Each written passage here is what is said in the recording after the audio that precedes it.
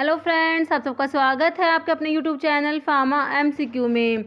तो देखिए, आज की इस वीडियो में हम क्या डिस्कस करेंगे। देखिए, ये हमने जो है 5000 एमसीक्यूज़ की सीरीज़ स्टार्ट कर रखी है, इसी को कंटिन्यू करते हैं। इसमें हमने जो है अभी फार्माकोलॉजी स्टार्ट किया हुआ है। फार्माकोलॉजी के हम टॉपिक वाइज एमसीक्यूज़ डिस्कस कर रहे हैं। फार्माकोलॉजी में भी हमने एंटी माइक्रोबियल एजेंट स्टार्ट किया हुआ है।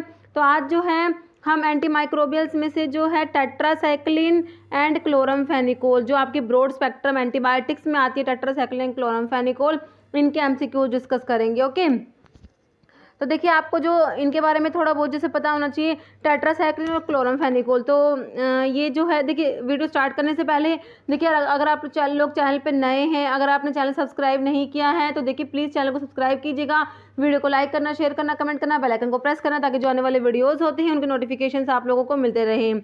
ओके, और देखिए, ये जो सीरीज़ है ये आपके सभी फार्मा कॉम्पिटिटिव एग्जाम्स के लिए इंपॉर्टेंट रहने वाली है। जीपैट, नाइपर, ड्रग इंस्पेक्टर और जो स्टेट फार्मासिस्ट एग्जाम है, जैसे अभी आपका असम का फार्मासिस्ट का एग्जाम है, डीएचएस का, आप लोग कह रहे हैं मैम इस पर वीडियो लेके आइए। देखिए, ये जो सीरीज़ है ये काफ़ी इंपॉर्टेंट रहने वाली है आपके सभी फार्मा एग्जाम्स के लिए।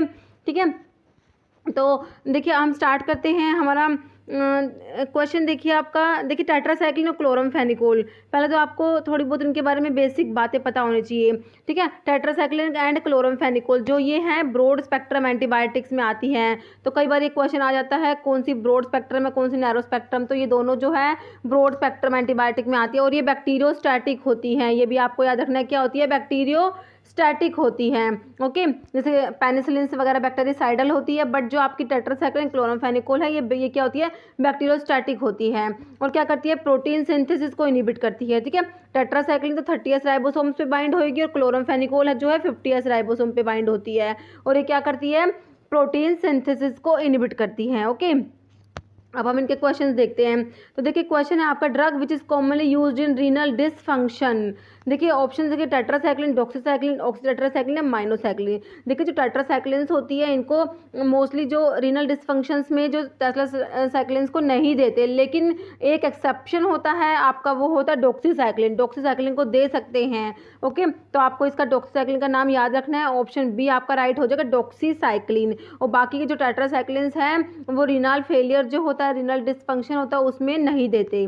क्वेश्चन देखिए नेक्स्ट है, compared with tetracycline chloramphenicol is more effective in typhoid fever but ineffective in, देखिए, entamoeba histolytica, E coli, streptococcus aureus या सुडोमोनाज। तो ये ऑप्शन ए हो जाएगा आपका, एंटामीबा हिस्टोलिटिका। नेक्स्ट है, chloramphenicol inhibit protein synthesis by. तो अभी मैंने आपको बताया कि टेट्रासाइक्लिन क्लोरमफेनिकोल कैसे काम करती है, प्रोटीन सिंथेसिस को इनिबिट करती है। ओके, तो आपसे पूछा कि क्लोरमफेनिकोल कैसे करेगी। देखिए ऑप्शन है, releasing the incomplete peptide material from ribosomes, inhibiting the binding of mRNA to ribosomes, inhibiting DNA polymerase या inhibit union of 60S and 40S lobes of ribosome to form full ribosome। तो इसका answer option A हो जाएगा, releasing the incomplete peptide material from ribosome. Next है, what antibiotic therapy result in super infection. देखिए option देख लीजिए, tetracycline, chloramphenicol, streptomycin या both A and B. Okay, तो देखिए, टेट्रासाइक्लिन, क्लोरमफेनिकोल दोनों ही जो होती है सुपर इन्फेक्शन कोज करती है। तो ऑप्शन डी आपका राइट हो जाएगा, both A and B. Next, which of the following statements are true, कौन सा स्टेटमेंट सही है इनमें से। देखिए ऑप्शंस हैं आपके, Fanconi syndrome is produced by outdated tetracyclines. Next option है, मोस्ट पोटेंट टेट्रासाइक्लिन इज माइनोसाइक्लिन।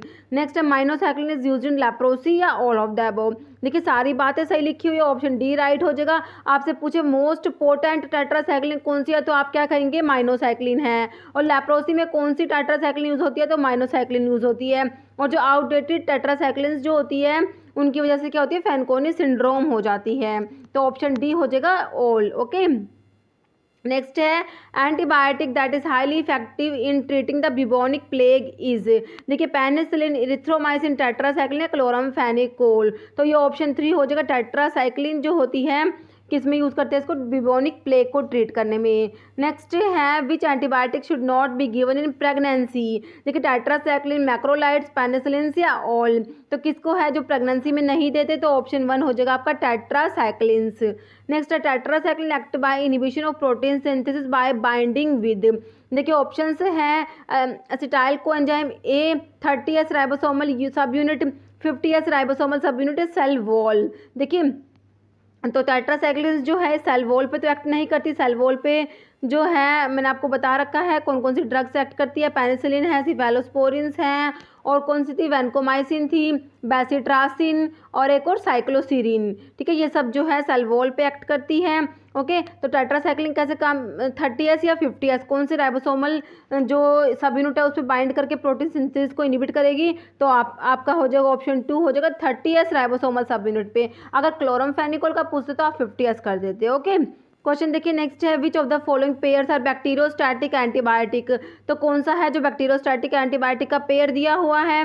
देखिए ऑप्शंस देखिए, तो ये क्वेश्चन देखिए महाराष्ट्र के फार्मासिस्ट का एग्जाम में है, और एक IIT रुड़की का फार्मासिस्ट का एग्जाम हुआ था भी, उसमें भी ये क्वेश्चन आया था।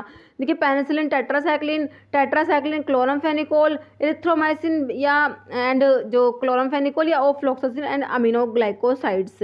तो बैक्टीरियोस्टैटिक एंटीबायोटिक का पेयर जो दिया हुआ है आपका, देखिए इसमें टेट्रासाइक्लिन, क्लोरमफेनिकोल, ऑप्शन बी आपका राइट हो जाएगा। ठीक है, टेट्रासाइक्लिन, क्लोरमफेनिकोल क्या होते हैं, बैक्टीरियोस्टैटिक होती है, ध्यान रखना है आपको।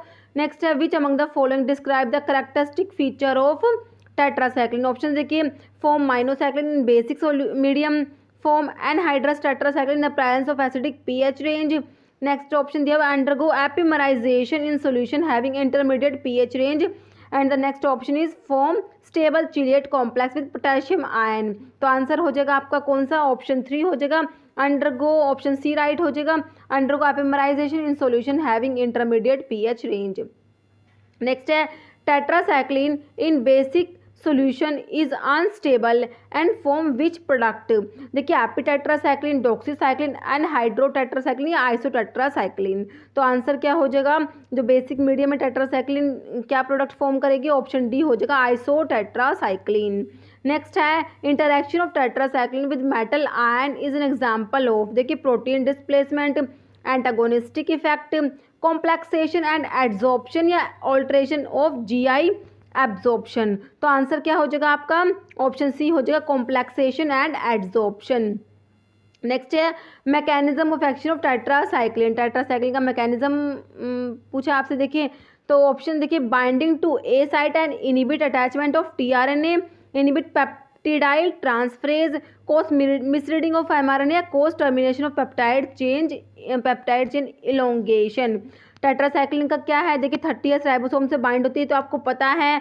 ठीक है, तो ये जो है ऑप्शन ए हो जाएगा, ये ए साइड से बाइंड हो जाती है और क्या इनिबिट करती है, अटैचमेंट ऑफ tRNA का जो अटैचमेंट होता है उसको इनिबिट करती है। ऑप्शन जो है आपका ए राइट हो जाएगा। ओके, नेक्स्ट है, tetracyclines are avoided during pregnancy because. देखिए ऑप्शन देखिए, it is teratogenic, it may affect the bone growth of the foetus, it may cause abortion या it may affect the growth of limbs. तो answer हो जाएगा option B, it may affect the bone growth of the foetus.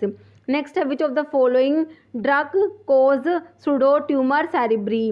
देखिए sparfloxacin, tetracycline, gentamicin या क्लोफाजिमिन। तो ये option B हो जाएगा आपका टेट्रासाइक्लिन। नेक्स्ट है, which of the following act by inhibition of 30S ribosome. देखिए टेट्रासाइक्लिन, क्लोरमफेनिकोल, इरिथ्रोमाइसिन या पेनिसिलिन। तो 30S से मैंने बताया था आपको टेट्रासाइक्लिन बाइंड होती है, तो ऑप्शन ए हो जाएगा टेट्रासाइक्लिन। नेक्स्ट है, grey baby syndrome is a side effect associated with. ये क्वेश्चन जो है डिफरेंट एग्जाम्स में काफ़ी बार रिपीट हुआ है। ग्रे बेबी सिंड्रोम का क्वेश्चन काफ़ी बार एग्जाम में रिपीट होता है। देखिए एजिथ्रोमाइसिन, क्लोरमफेनिकोल, टेट्रासाइक्लिन या सिप्रोफ्लोक्सासिन। तो ग्रे बेबी सिंड्रोम आपको पता है क्लोरमफेनिकोल के एडवर्स इफेक्ट में आता है, ऑप्शन 2 राइट हो जाएगा। ठीक है, most of the repeated question है ये, ऑप्शन 2 हो जाएगा क्लोरमफेनिकोल। नेक्स्ट है, एडमिनिस्ट्रेशन ऑफ क्लोरमफेनिकोल मे कोज। देखिए लिम्फोसाइटोसिस, ए ग्रेनुलोसाइटोसिस, मोनोसाइटोसिस या इथ्रोसाइटोसिस।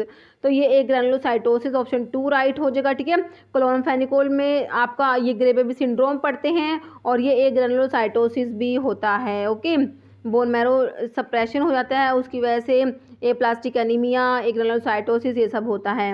नेक्स्ट है, mechanism of action of chloramphenicol. Chloramphenicol का मैकेनिज्म पूछा, देखिए ऑप्शंस है, bind to 50S sub unit, prevent chain elongation, next option है बाइंड टू न्यूक्लियर प्रोटीन है बोथ ए एंड बी। देखिए क्लोरामफेनिकोल मैंने आपको बताया था 50s सब यूनिट से बाइंड होता है, ओके। तो ये प्रिवेंट चेन इलोंगेशन, ठीक है, तो दोनों हो जाएंगे। ऑप्शन डी आपका राइट हो जाएगा, both A and B, okay. Next है drug of choice for treatment of typhoid fever. Typhoid fever के लिए ड्रग ऑफ चॉइस बताना है आपने। देखिए इरिथ्रोमाइसिन, एमोक्सिसिलिन, क्लोरामफेनिकोल या नेफेसिलिन। तो ड्रग ऑफ चॉइस जो है टाइफॉइड के लिए क्लोरामफेनिकोल, ऑप्शन सी राइट हो जाएगा आपका, ओके।